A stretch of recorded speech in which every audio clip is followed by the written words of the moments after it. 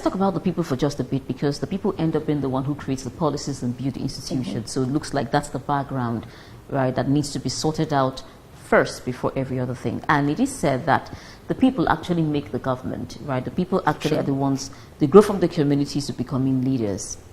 And before they get to the leadership position, whatever rot that wants to happen would have happened at that foundational stage. Right now you hear young people saying, "Oh, worry, I'll get in there and I'll eat my own share of the national cake." You know, how can that be corrected? Not everybody's going to have the opportunity to come to the School of Governance.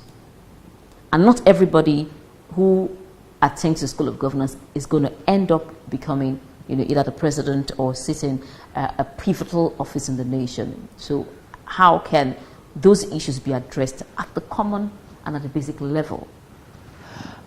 So good question. Again, I'll come to another threes because this has been quite helpful. At the SPPG, we'll have what we call the values-driven, values-anchored 21st century leaders, and that is what we're grooming. Those are the sort of people we're grooming. And those values are anchored in competence, capacity, and character, the 3 C's of any competent, of any values-driven leader. So we have a lot of people that are competent, and we have a lot of people, even those competent people could have capacity.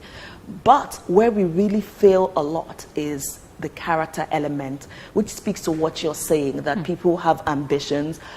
When I get into office, I might try to do what I'm elected for, what I've been appointed for, but I'm also going to take a cut of my own. And there's no such thing as a cut of your own. It belongs to all of us. So at the SPPG, this is something we try to make we have efforts to make it very,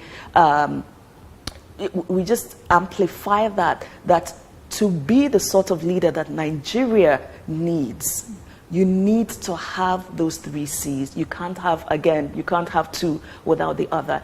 And character says, as someone described, that competence is what you can do, but character speaks of what you will do, especially when the heat is on, when the pressure is on, when something is at stake that is maybe not to your benefit, or when maybe powers greater than you put pressure on you to do something else. What would you do? That's what character speaks to. And that is one of the major failure points for some of the people who we see, that we know they could do the job. When they get in there, we're quite disappointed and we're asking, but what happened? It was a failure of character right there.